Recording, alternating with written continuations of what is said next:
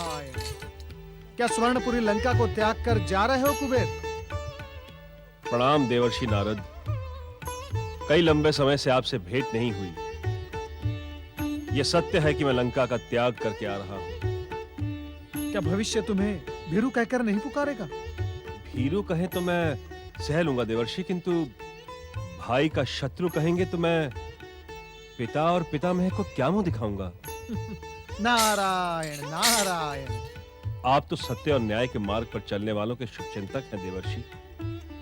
मैंने स्वयं सहर्ष स्वर्ण लंका रावण को प्रदान की, क्योंकि मैं व्यर्थ रक्तपात के विरुद्ध हूं। यदि शिव कृपा रही तो मैं पुनः किसी राज्य का अधिपति बन जाऊंगा। कुबेर, तुम्हारे विचारों में सत्य, आचरण में सदाचार और कर्म में जन कल्याण स्पष्ट दिखाई पड़ रहा है। तुम्हारे जैसा व्यक्ति भगवान भोलेनाथ की कृपा से अछूता रह ही नहीं सकता। मेरी शुभकामनाएं तुम्हारे साथ है। इस समय जगत को तुम्हारे जैसे व्यक्ति की अत्यधिक आवश्यकता है। नारायण नारायण।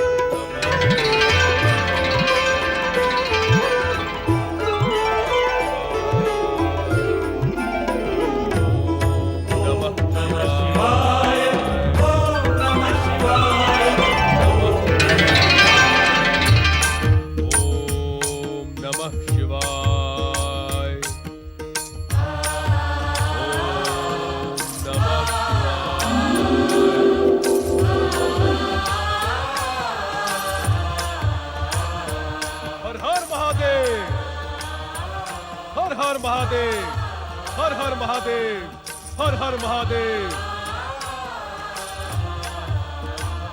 श्री हरि विष्णु के अवतार राम को ऐसी कठिन तपस्या करने की क्या आवश्यकता? तुम्हारी इच्छा मात्र से तुम्हें सब कुछ प्राप्त हो सकता है।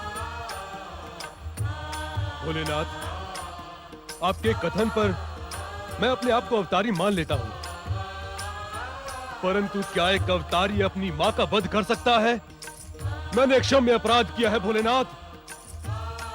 उस कलंक से तुम मुक्त हो गए हो राम। आपकी कृपा से मैं उस कलंक से मुक्त अवश्य हो गया हूं, किंतु दुष्कृत्य तो दुष्कृत्य ही होता है। भविष्य मुझे मातृहंता कहने में संकोच नहीं करेगा।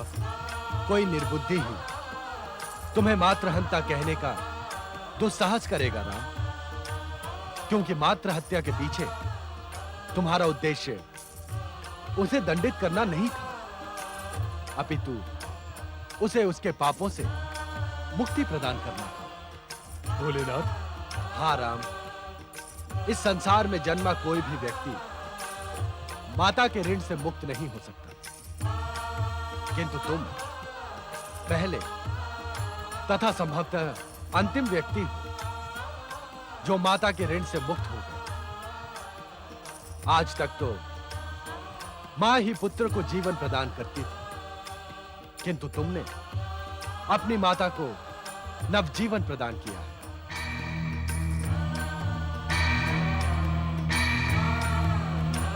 यही कारण है कि तुम्हारे दुख तथा पश्चाताप का कोई कारण नहीं। ऐसी कठोर तपस्या की भी आवश्यकता नहीं। आपकी आज्ञा मुझे शिरोधार्य है भोलेनाथ। मैं इसी क्षण पिछला सब भुला देता हूँ। हम तुम्हारी मातृ पितृ भक्ति तथा एक निष्ठ आराधना से अत्यंत प्रसन्न हैं। इच्छित वरदान मांगो राम। आपके चरणों की भक्ति के अतिरिक्त मेरी कोई इच्छा नहीं है भोलेनाथ, न राजपाट की, न भोग विलास की। मैं अकिंचन ही रहने का इच्छुक हूँ। परंतु हम तुम्हें वरदान देने का निश्चय करके ही यहां प्रकट हुए हैं। तुम्हें वरदान मांगना होगा, यह हमारी इच्छा है। तो जिस योग्य आप मुझे समझते हैं वैसा ही वरदान प्रदान करें, जिससे मैं धर्म की रक्षा और मानवता की सेवा कर सकूं।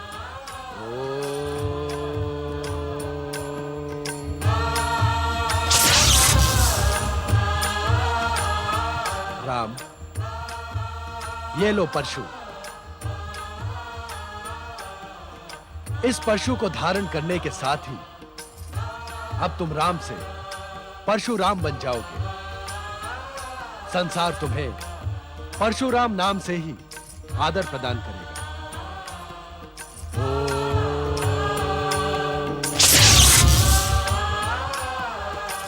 परशुराम स्वयं हमारे द्वारा निर्मित इस पिनाक धनुष का तुम इच्छा अनुसार प्रयोग कर सकते हो।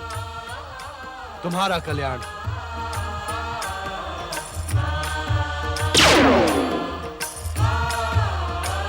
हर हर महादेव, हर हर महादेव। लंकाधिपति दशानन रावण की। कहो मंत्रीवर, क्या समाचार है? लंकाधिपति, हमने आपके आदेशानुसार अंगदीप, यवदीप, मलयदीप, संगदीप, कुशदीप तक के सभी राजा महाराजाओं को आपकी दैत्य संस्कृति स्वीकार कर लेने का संदेश भेज दिया है महाराज। हमारे संदेशों के प्रति उत्तर में क्या अभी तक कोई संदेश प्राप्त हुआ है? अभी तक संदेश वाहक भी लौटकर नहीं आए महाराज। क्षमा लंकाधिपति, क्षमा मांगने की आवश्यकता नहीं है मामा कंपन। आप निसंकोच कहें। मुझे तो विश्वास ही नहीं होता कि संदेश मात्र से ये राजा महाराजा हमारी दास्ता तथा दैत्य संस्कृति स्वीकार कर लेंगे। ऐसी स्थिति में हमारा क्या करना उचित होगा मामा कंपन? दशानन, यदि हम इनमें से किसी एक शक्तिशाली राजा को पराजित कर उसे आपकी दास्ता तथा अपनी दैत्य संस्कृति स्वीकार करने के लिए विवश कर दे, तो अन्य राजा महाराजा भयभीत होकर हमारी ओर स्वतः झुक जाएंगे। मैं आपसे पूरी तरह सहमत हूं मामा कंपन। अब रावण अपने विश्व विजय के लिए और अधिक प्रतीक्षा नहीं कर सकता। लंकाधिपति दशानन रावण की, लंकाधिपति दशानन रावण की, दैत्य संस्कृति के अवतार दशानन रावण की। बंद करो रावण की ये शेखा।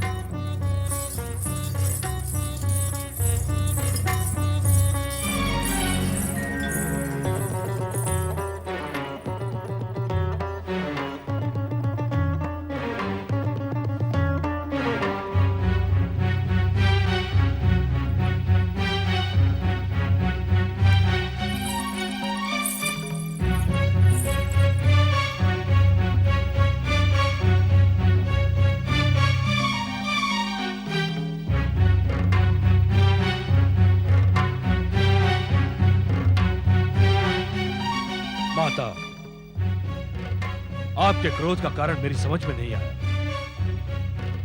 आज संभवतः मेरे जीवन का यह पहला अवसर है जब आपने परंपरागत दैत्य ढंग से मेरे माथे को सूंघकर मुझे आशीर्वाद नहीं दिया। मैं यहाँ तुम्हें आशीर्वाद देने नहीं आई हूँ दशानन। अभी तो ये पूछने आई हूँ कि क्या बाहुबलियों का किसी वस्तु को दान में प्राप्त करना योग्य है? क्या तुमने इस स्वर्ण लंका को कुबेर से दान में प्राप्त किया है? क्या एक दैत्य होते हुए भी तुम युद्ध से भयभीत हो गए?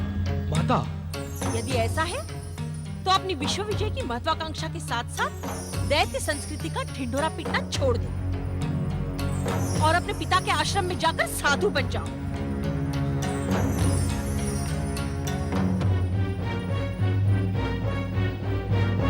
माता, जब कुबेर ने स्वयं ही लंका से अपना अधिकार त्याग दिया तो मैं युद्ध कैसे करता?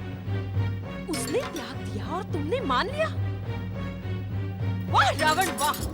मुझे विश्वास नहीं होता कि तुम्हारी शिराओं में मेरा रक्त प्रवाहित हो रहा है। माता, ये आप क्या कह रही हैं? कहीं ऐसा तो नहीं कि तुम्हारे पिता के ब्राह्मणत्व के संस्कार तुम्हें धिक्कारने लगे हैं? नहीं माता, नहीं। रावण ने भीरू होकर ही मृत्यु के लिए जन्म नहीं लिया है। तो तुमने कुबेर से वो पुष्पक विमान छीन क्यों नहीं लिया? अरे ऐसी 5 स्वर्ण लंकाएं उस एक पुष्पक विमान के मूल्य के बराबर है। स्मरण करो रावण, उसी पुष्पक विमान पर बैठकर वो अहंकारी कुबेर तुम्हारे पिता के पास अपना गौरव गान सुनाने आया था। ये सत्य है रावण कि जिस भूमि पर तुमने अपना अधिकार जमाया है उसकी सबसे बहुमूल्य संपत्ति है पुष्पक विमान, जिस पर लंकाधिपति का नैतिक अधिकार भी है, क्योंकि पुष्पक कुबेर की नहीं लंका की संपत्ति है। यदि तुम अपनी माता का आशीर्वाद प्राप्त करने के इच्छुक हो तो कुबेर से उसका पुष्पक विमान छीन लो, तभी मेरे हृदय को शांति मिलेगी। निश्चिंत रहे माता, अब रावण तुम्हें अपना मुख पुष्पक पर अधिकार करके ही दिखाएगा। चलो! लंकाधीश दशानन रावण की, लंकाधीश दशानन रावण की, लंकाधीश दशानन रावण की, लंकाधीश दशानन रावण की, लंकाधीश दशानन रावण की, लंकाधीश दशानन रावण की। महर्षि परशुराम, महर्षि परशुराम। अनायास ही आपके दर्शनों का सौभाग्य प्राप्त कर मैं धन्य हुआ देवर्षि जी। यही सुनने के इच्छुक है ना आप? महर्षि परशुराम, सत्य तो ये है कि स्वयं मैं आपके दर्शन प्राप्त करने के लिए अवसर ढूंढ रहा था और आज देव योग से वो अवसर मुझे प्राप्त हो गया। मेरे आराध्य श्री हरि विष्णु और भगवान भोलेनाथ के आप परम भक्त हैं। महर्षि परशुराम, आज आपके दर्शन प्राप्त कर नारद धन्य हो गया। क्या आदेश सुनाने आए हैं आप?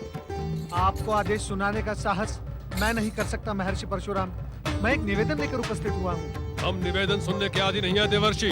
जो कुछ कहना है अति शीघ्र कहो। ये वन प्रदेश महाजनक राज्य मिथिला का सीमावर्ती क्षेत्र है। यहाँ से कुछ ही दूरी पर महाराज जनक ने माता गौरी के भव्य मंदिर की स्थापना की थी। आप भगवान भोलेनाथ के परम भक्त हैं। क्या आप महाराज जनक को आशीर्वाद प्रदान नहीं करेंगे? देवर्षि, मिथिला नरेश पर तो भोलेनाथ और माता पार्वती की असीम कृपा है। उनके सम्मुख हमारे आशीर्वाद का क्या मूल्य? आपके आशीर्वाद का मूल्य आशीर्वाद प्राप्त करने वाला ही समझ सकता है। मैं इतना अवश्य जानता हूँ कि आपका आशीर्वाद ही बहुमूल्य है। मेरा आपसे यह अनुरोध है कि आप महाराज जनक को आशीर्वाद देकर कृतार्थ करें। अर्थात आपके अनुरोध का पालन करना मेरा परम कर्तव्य है, यही ना देवर्षि? मैं वहाँ अवश्य जाऊंगा। वैसे भी माता गौरी के मंदिर की स्थापना से मिथिला राज्य तीर्थ स्थान बन जाएगा और तीर्थ यात्रा से जीवन सफल हो जाता है। श्री हरि विष्णु के अंशावतार महर्षि परशुराम की जय हो। दशानन लंकेश्वर रावण की, लंकेश्वर रावण की, दशानन लंकेश्वर रावण की, दशानन लंकेश्वर रावण की। अलकापुरी के इस नए क्षेत्र में हमारी पहली प्राथमिकता है हमारी प्रजा को अन्न, जल, किसी भी प्रकार की असुविधा ना हो। माता लक्ष्मी की असीम कृपा से हमें धन का किसी प्रकार का अभाव नहीं है। हमारी प्रजा को भी हर सुविधा उपलब्ध होना आवश्यक है। महाराज, प्रजा की संतुष्टि के समाचार हमें प्रतिदिन प्राप्त हो रहे हैं। राज्य कर्मचारी हर क्षेत्र में जाकर वहां की जन असुविधाओं का समाधान कर रहे हैं। लंकेश्वर महाबली महाराज रावण की जय। लंकेश्वर महाबली महाराज रावण की अलकापुरी के अधिपति महाराज धन कुबेर की महामंत्री मणिभद्र, ये जय जयकार के स्वर कैसे हैं? महाराज, क्षमा प्रार्थी हूँ, किंतु रावण पर की गई आपकी उदारता नए संकट के रूप में सामने आ गई है। अपनी बात स्पष्ट करो मणिभद्र। महाराज, दशानन रावण ने अपनी विशाल असुर सेना के साथ अलकापुरी पर आक्रमण कर दिया है। परम पिता ब्रह्मा से प्राप्त वरदानी शक्ति ने रावण को दंड बना दिया है। वो हमारे उपहार और उपकार का अनुचित अर्थ लगा रहा है। हाँ महाराज, रावण को उसके इस दुस्साहस का उचित दंड देना ही होगा। और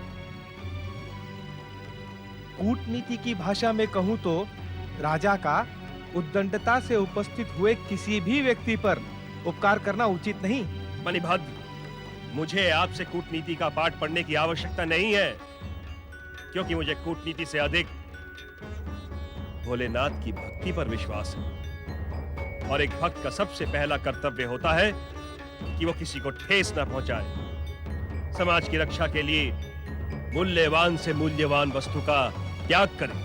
किंतु रावण का आसुरी तत्व आपके इस त्याग का अनुचित अर्थ लगा रहा है महाराज। मुझे ज्ञात है, रावण में असुर भाव उजागर हो रहे हैं। स्वर्ण लंका पाकर भी वो संतुष्ट नहीं हुआ। उसका बड़ा भाई होने के नाते मेरा कर्तव्य है कि मैं उसे सही शिक्षा दूं। अर्थात उसे सत्य का ज्ञान कराने के लिए हम उससे युद्ध करेंगे। अलकापुरी की सेना असुरों की शक्ति को कुचल कर रख देगी। तब मेरा अनुज सत्य से परिचित होकर असत्य का मार्ग छोड़ देगा।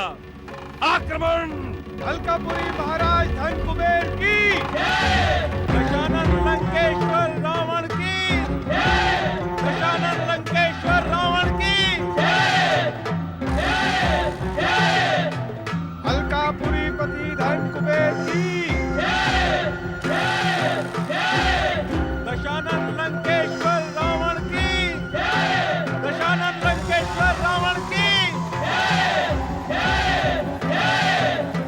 अलकापुरी पति धन कुबेर की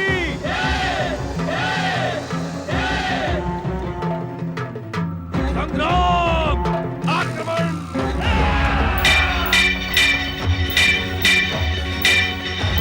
हमारी वरदानी शक्ति से भयभीत होकर कहां छुप गए हो भीरू कुबेर?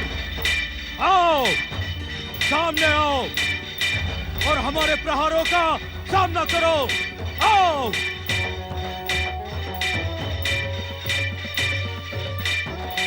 मेरे प्रहारों का सामना कर। निर्लज्ज रावण, तू किसी कृपा के योग्य ही नहीं। तुझे अपना छोटा भाई समझकर और तेरी उपलब्धियों से प्रसन्न होकर मैंने तुझे अपनी स्वर्ण लंका पुरस्कार में दी थी, किंतु तू किसी पुरस्कार के योग्य ही नहीं।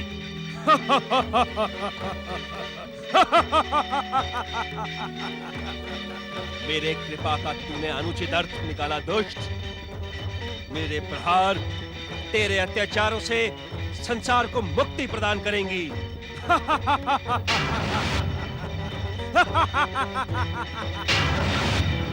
धन की आराधना करने वाले कुबेर शक्ति के उपासक रावण को चुनौती देने का दुस्साहस कर रहा है। आश्चर्य, घोर आश्चर्य। किंतु तुझे ज्ञात नहीं है, रावण का नाम सुनकर बड़े बड़े शूरवीर अपना अस्तित्व भूलकर रावण के चरणों में लौटने लगते हैं। अपने आप अपनी प्रशंसा ना कर अहंकारी रावण, मुझसे युद्ध कर। तुझे अपने दुस्साहस का फल इसी समय मिल जाएगा। तू मुझे दुस्साहस का फल चखाएगा? तू निर्बल भीरू कुबेर, यदि तू जीवित रहने का इच्छुक है तो अभी इसी क्षण अपना पुष्पक विमान मेरे चरणों में समर्पित कर मेरी जय जयकार कर। कदापि नहीं। कृपा और उपकार के योग्य ही नहीं, तू दुष्ट है और दुष्टता की भाषा ही समझेगा मूढ़ बुद्धि रावण। मैं ये युद्ध तुझे दंडित करने के लिए नहीं, अपितु तुझे शिक्षित करने के लिए कर रहा हूं। ले, संभाल मेरा प्रहार। या!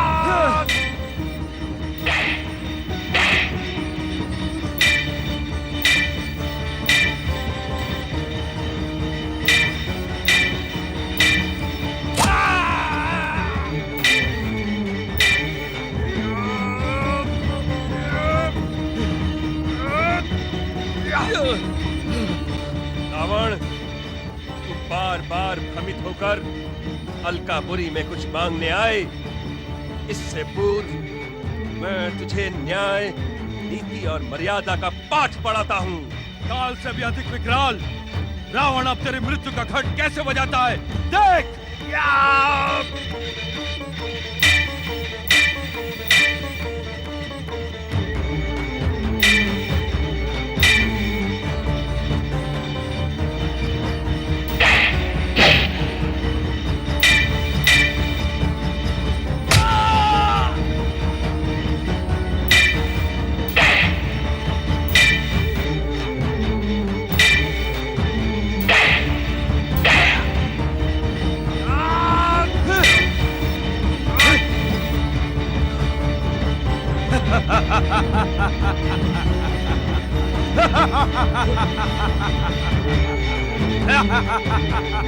अब बचा ले अपना मृत्यु घंट।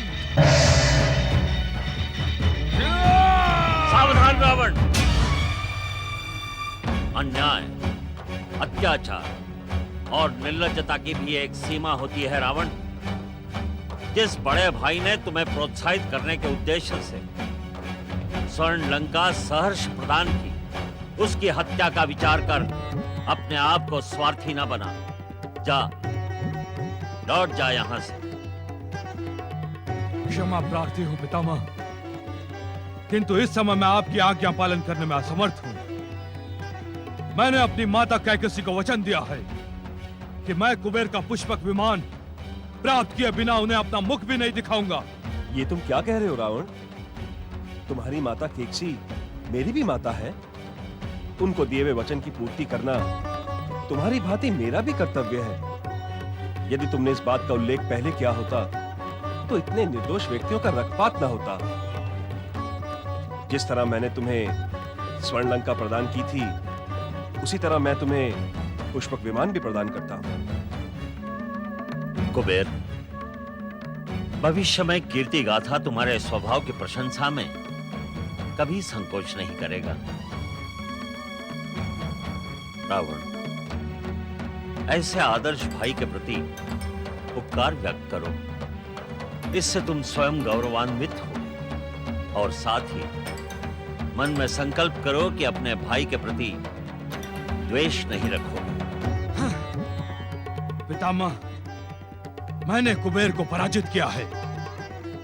इसका अर्थ यह है कि मैंने इससे पुष्पक विमान अपने बाहुबल से प्राप्त किया है। यदि आप बीच में ना आते तो यह भीरू यमलोक में होता। दशानन लंकेश्वर की, दशानन लंकेश्वर की, दशानन लंकेश्वर की। विनाश काले विपरीत बुद्धि। स्वामी, विगत कई दिनों से एक प्रश्न ने मुझे व्यग्र कर रखा है। माँ का हृदय सदा अपने पुत्रों के कल्याण के लिए ही व्यग्र होता है। निश्चित ही यह व्यग्रता उसी भाव को लेकर उत्पन्न हुई होगी। अंतर्यामी, इस संसार में उत्पन्न होने वाले हर प्रश्न का उत्तर तो आप हैं। क्या मेरे मातृत्व की प्रशंसा कर आप मेरी व्यग्रता का शमन नहीं करेंगे? अवश्य देवी। तुम त्रेता के इस नवीन युग को लेकर चिंतित हो? हाँ स्वामी, क्या दैवी शक्तियाँ इस त्रेता युग में उतनी प्रभावशाली नहीं रहेंगी जितनी सतयुग में थी? देवी पार्वती, इस वर्तमान त्रेता युग और समाप्त हुए सतयुग में अंतर इतना ही है कि दैवी शक्तियां सतयुग में अधिक शक्तिशाली थी और असुर शक्ति का नाश करने में सक्षम थी।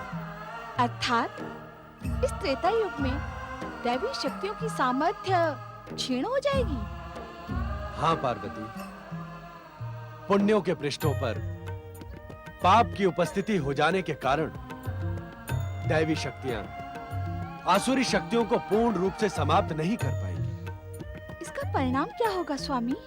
युग परिवर्तन के कारण साधारण मानवों में भी आसुरी शक्तियों का प्रभाव दृष्टिगोचर होगा, जिसके परिणाम स्वरूप मानवों और असुरों में अंतर करना कठिन हो जाएगा। ये तो अत्यंत घातक स्थिति होगी स्वामी।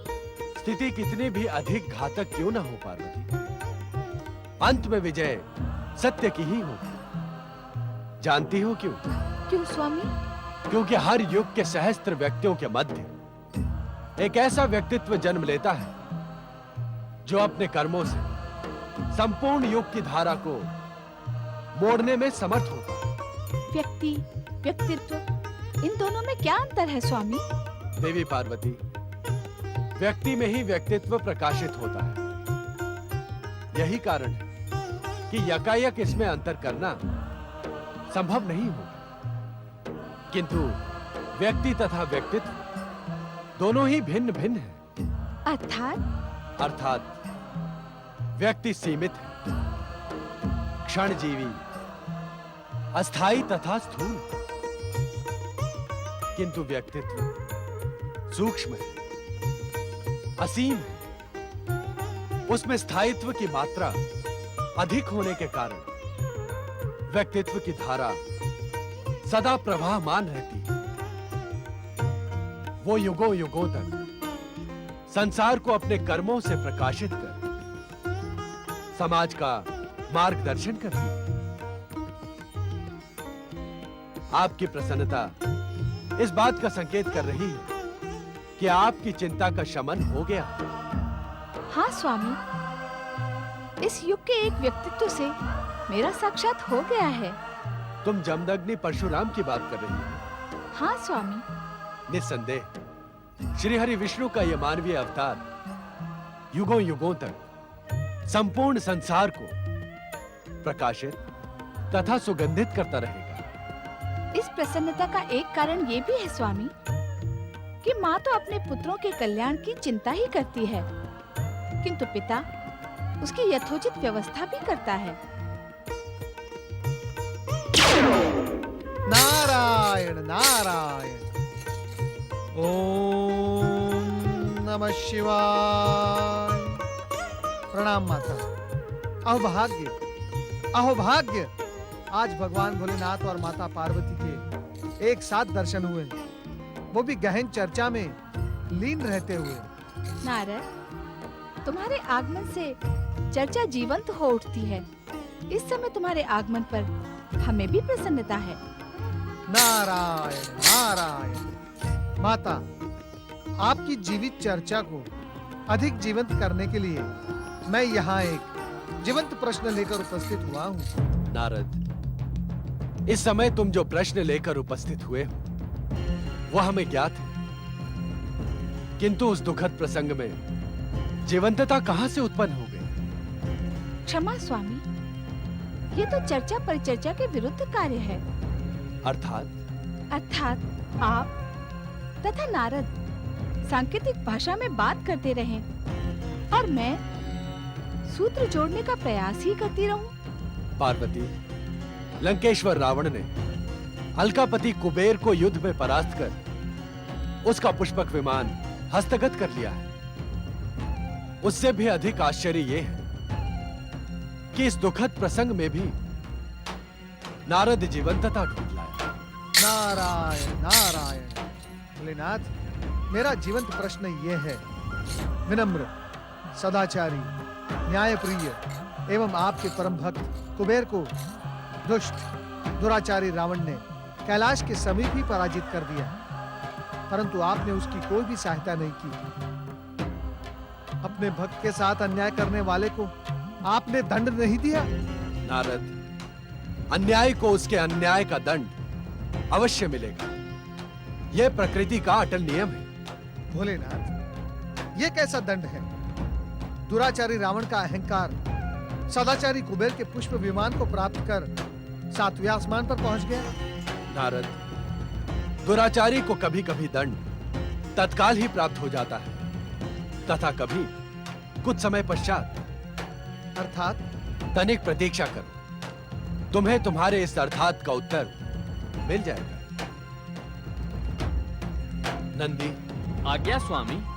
कुछ समय पश्चात एक व्यक्ति विमान द्वारा हमारा कैलाश क्षेत्र पार करेगा, किंतु तुम अपनी शक्ति से उसे तब तक रोके रहोगे जब तक हम उससे भेंट न कर लें। जो आज्ञा स्वामी। नंदी, ध्यान रहे, तुम वानर मुखी रूप धारण करो तथा समस्त शिवगणों को अपने साथ लेकर जाओ। जो आज्ञा स्वामी।